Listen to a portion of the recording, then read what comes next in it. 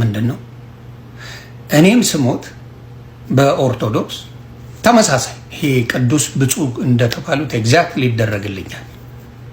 ስለዚህ እኩል የሞትን ሰዎች እሱኛው አንተን ያማልዳል ብሎ በሱ በኩል ጸሎት ማድረግ ትንሽ አይከብድም? ኧረ ጎበዝ አልቻልንም እባካችሁ እንደው እባካችሁ። ሰላም የተከበራችሁና የተወዳችሁ የዩቲዩብ ቻናል ቤተሰቦቼ ኢትዮጵያውያን፣ ኤርትራውያን በአገር ውስጥም በውጭም ያላችሁ እንዴት አላችሁኝ? ዛሬም እንግዲህ እንደተለመደው ከአዳዲስ ቪዲዮዎች ጋር ከች ብለናል። ቪዲዮን ላይክ በማድረግ እንዲሁም ለቻናሌ አዲስ የሆናችሁ ቻናሌን ሰብስክራይብ በማድረግ የዚህ ቻናል ቤተሰብ መሆን እንዳይረሳ። ወደ ቪዲዮቹ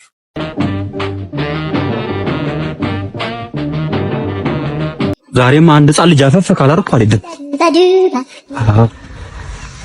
አቢ ማስቲካ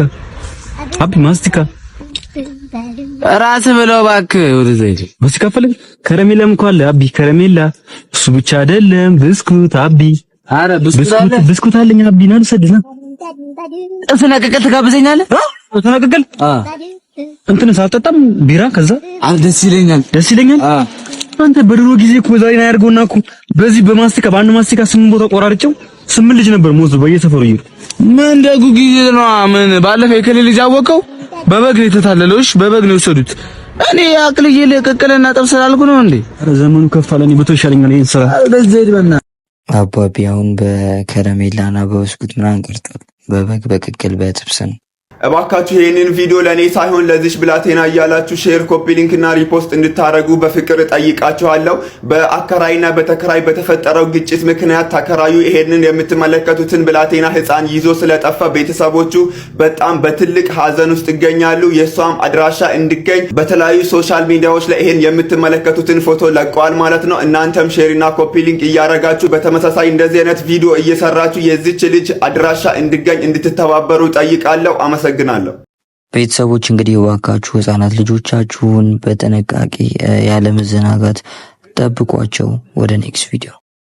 ኧረ ጎበዝ አልቻልንም እባካችሁ እንደው እባካችሁ መንገድ ትራንስፖርቶች እባካችሁ ምን እንሁን እኛ? እንደው ለኛ በቃ ምንም ህግ የለም ማለት ነው። ምንም ህግ የለም ለኛ ሳናጠፋ እያጠፋን እኮ አይደለም፣ ሳናጠፋ ውሃ ቀጠነ እየተባለ ነው እየተከሰስን ያለ ነው እንዴ? ምን እናርገኛ? ይሄው ሳላጠፋ ነው የተከሰስኩት። ይሄው ያስኳቸው ሰዎች ወርደው ምስክርነት ራሱ ለመስጠት ወርደው ማን ይስማቸው እንዴ? ታዲያ እኛ ለማን ነው አቤቱታ የምናቀርበው? ይሄው ይሄ ሚዲያ መጥቶልናል። በዚህ እያቀረብን ነው። ለሁለተኛ ጊዜ ነው ያውን እያወራው ያለሁት። እኔ ስለመረረኝ ነው።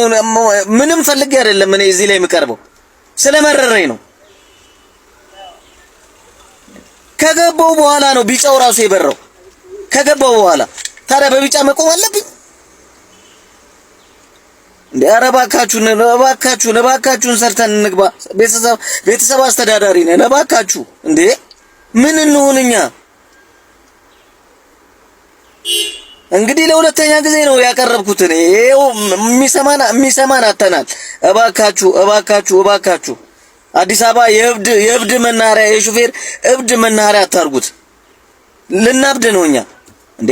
በእግሬ እየሄድኩኝ እኔ ትራፊክ ሳይ እየደነገጥኩ እንዴት አላብድም ታዲያ? እንዴት አላብድም ታዲያ? እንዴ ትራፊክ ባየው ቁጥር በእግሬ እየሄድኩኝ እኮ ነው። በመኪና አይደለም የምላችሁ፣ በእግሬ እየሄድኩኝ። በመኪና ውስጥማ ያው እንደምታውቁት ነው እንዴ። እንደው እባካችሁ ለኛም እንደው ህግ ይኑር።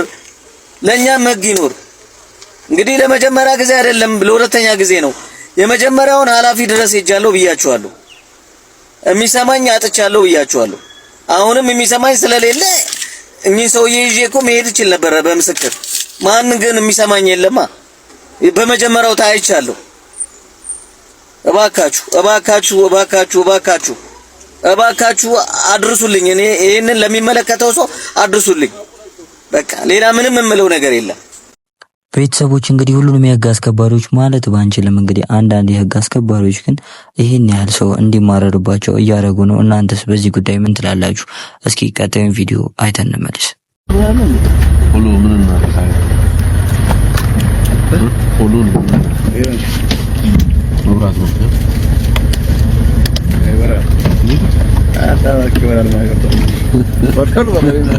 ፋሚሊስ እንግዲህ እንደዚህ አይነት ሰዎች ናቸው። እንደ ቅድሙ አይነት ሰዎችን የሚያማሩትና እንደዚህ አይነት ሰዎች ስናይ እንግዲህ ለሚመለከተው አካል ማጋለጥ መቻል አለብን። ወደ ኔክስት ቪዲዮ። ከዚህ ጋር ባንክ ገብቼ ብራችን ታግቢያንሽ። ሄሎ ወይ ጓደኛዬ፣ ይሄን ፋራኩ ብር ልቀባበለው ብዬ 10 ደቂቃ መጣሁ። ደግሞ ሲያስጠላ። አዎ መጣሁ።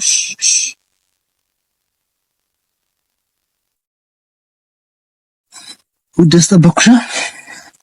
ጓደኞች አይሻቸው ታውቂያቸው? አይ አታስጠብቃት፣ ሳንቲሙን ስጣትና ቶሎ ትሂድ።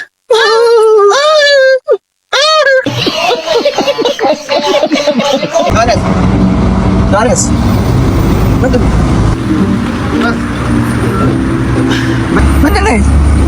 ውሃ ነው አለቄ። ውሃ እስቲ አንተ ይሄ ውሃ ነው።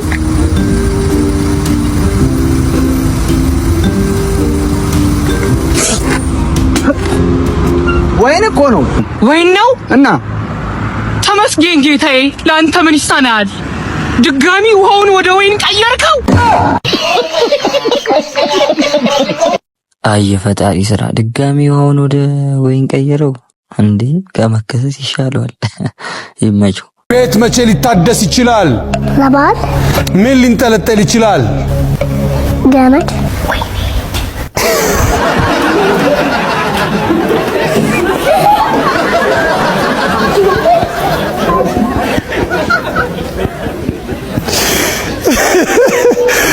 ኮፍያ ለምን ታደርጋለህ?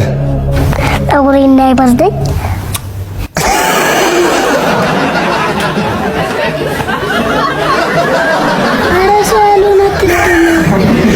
ፋሚሊስ ከእንደዚህ አይነት ጓደኛ ይጠብቃችሁ። ሌላ ምንም አላችሁ ላችሁ? የውኛ ሰፈር ቻይና በቆሎ መሸጥ ጀምራለች። መግዛት ከፈለጋችሁ ከቻሳ በሉ።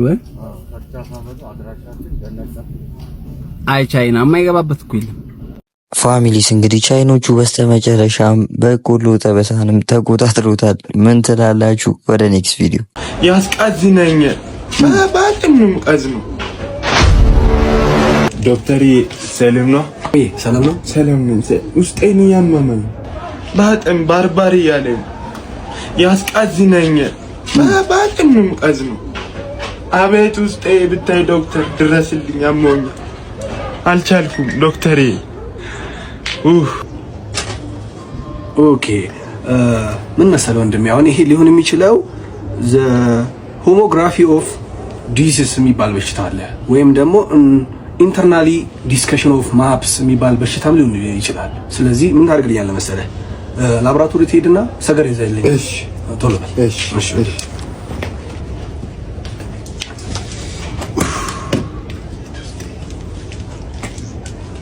ምንድን ነው ሰጋራ ላልከኝም ያው ሰጋራው ነው ዶክተር። እንዴ በዚህ አሳነስኩት። አይኔ ነገር በዚህ ይመጣል እኮ ሲጀመር አማዚም ነው አይደለ? ገንዘብ ያስገኛል ያለው እና ታዲያ አለምሽ ምን ታደርጋለች? ዝም ብለሽ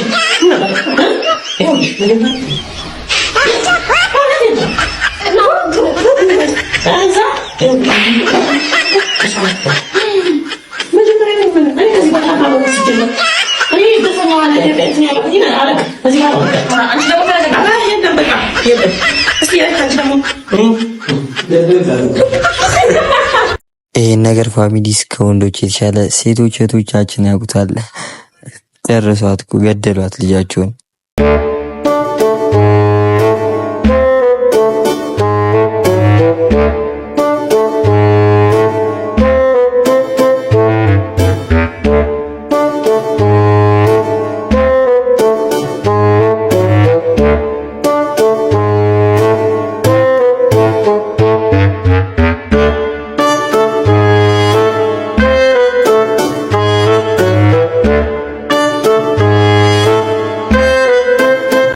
ፋሚሊ ሰኔ ለእነዚህ ቃላት የለኝም። እናንተ ምን ትላላችሁ እንዴ?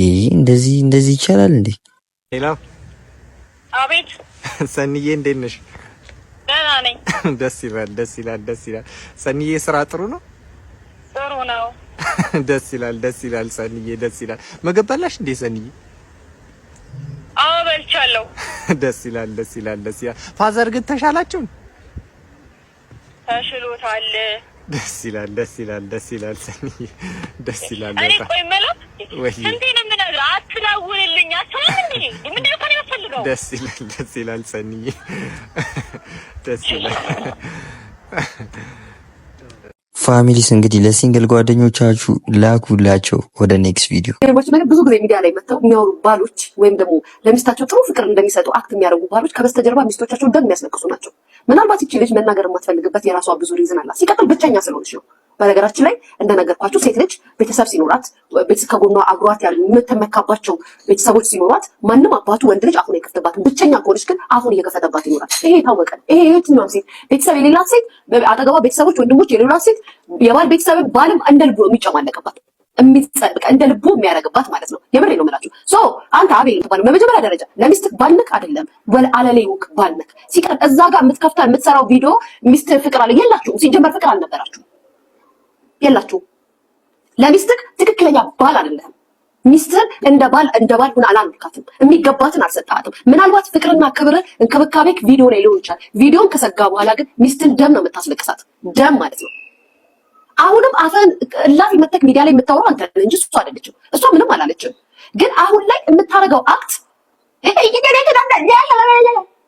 ቸጋራም የጎደለው ቤትን አሙልተህ ሳትኖር መጀመሪያ ምን አባ ነው ሊያሾ የምትለው? እከካም ድሮስ ከእንዳንተ አይነት ወንድ ጋር ትኖር ብዬ እመክራለሁ እንዴ? ሴትም አልመክርም።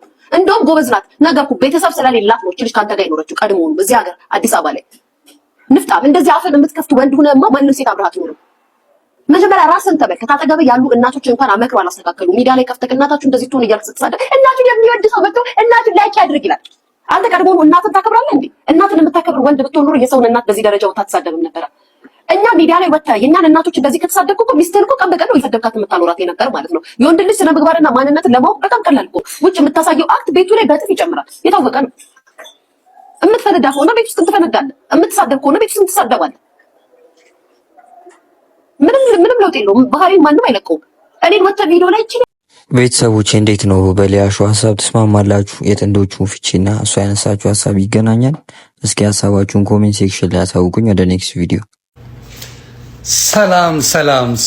ሰላማችሁ ብዝዝት ይበል። ዛሬ እንግዲህ ጥያቄ ነው። መቼም ጥያቄ ሲጠየቅ ጓገጭ ያስፈልጋል ብዬ አላሰብም እና ጥያቄ ምንድን ነው? ሁላችሁም ሰላማችሁ ብዝት ይበል። ጥያቄ እጠይቃለሁ። ጥያቄ ምንድን ነው? ለኦርቶዶክስ እምነት ተከታይ ወንድምና እህቶች ነው። መቼም ጥያቄ ሲባል እንደ ፎይን አትንኩብኝ እንዳላችሁ እኛም ስንጠይቅ ደግሞ በፍቅር መመለስ ያለ ነው። አንድ ሰው ያማልዳል ከተባለ ሰው ነው የምላችሁ። እናንተ ፍጹም በሉ ምናምን ሰው ያማልዳል ከተባለ ሰው በምድር እያለ አንዱ ለአንዱ እንደሚጸልይ መጽሐፍ ቅዱስ ይናገራል። አንዱ ለአንዱ ይጸልያል። ሁለትም ሶስትም ሆናችሁ ብትጸልዩ በመሃላችሁ እግዚአብሔር እንደሚገኝ ይናገራል። ብዙ ነገር አለ። ብቻ ግን አንድ ሰው ለምሳሌ አንድ ብፁዕ የተባለ ቄስ ሞተ። ለምሳሌ አቡነ ማትያስ ሞቱ፣ ወይም አቡነ ሳሪዎስ ሞቱ፣ ወይም ደግሞ የሆነ ብቻ ሞቱ። ከዛ በኋላ ነው ከሞቱ በኋላ ምንድን ነው የሚደረገው? ፍትሐት ነው የሚደረገው። መጀመሪያ እግዚአብሔር ይፍታቸው ነው የሚባለው። የሞተውን እግዚአብሔር ይፍታው ተባለ። ከዛ በኋላ ደግሞ 80ቸው ይወጣል፣ 50 ላይ 40ቸው ይወጣል። ቅዱስ ናቸው ግን 40 ተብሎ 40ቸው ይወጣል። ከዛ ሙት ዓመት ይወጣል። ከዛ በየዓመቱ ይወጣል። ከዛ 7 ዓመታቸው ይወጣል። ከዛ 14ኛ ዓመታቸው ይወጣል። የኔ ጥያቄ ምንድን ነው? እኔም ስሞት በኦርቶዶክስ ተመሳሳይ ይሄ ቅዱስ ብፁዕ እንደተባሉት ኤግዛክትሊ ይደረግልኛል። ስለዚህ እኩል የሞትን ሰዎች እሱኛው አንተን ያማልዳል ብሎ በሱ በኩል ጸሎት ማድረግ ትንሽ አይከብድም? እቺ ለጠየቅ አይከብድም? እንደኔ ፍታት የተደረገለት አልዳንም የተባለ ፍትሐት የተደረገለት ሲሞት በ40ኛው ቀኑ 40 ወጣ ተብሎ 40 ድግስ የሚደገስለት ሙት ዓመት የሚደረግለት በየዓመቱ ተደርጎ 7ኛ ዓመት የሚደረግለት በሙሉ ያ ሰው ምን ተደርጓል? ያንተን ያማልዳል በሱ በኩል ጸልይ ማለቱ ትንሽ ስለከበደኝ ነው። እና እስቲ እናንተ የምትሉትን ልስማ። መጽሐፍ ቅዱሳዊ ምን የሚባል ያማልዳሉ በእነሱ በኩል ከጸለያችሁ ጸሎታችሁ ይደርሳል ተብሎ የተጻፈበትን ነገር ብትነግሩኝ ብዬ ነው። ስለዚህ ለምሳሌ አርሴማ ሞታለች፣ ተግባብተናል። አርሴማ ሞታለች፣ ክርስቶስ ሳምራ ሞታለች፣ አቡነ ተክለ ሃይማኖት፣ ጊዮርጊስ ሁሉም ሞተዋል።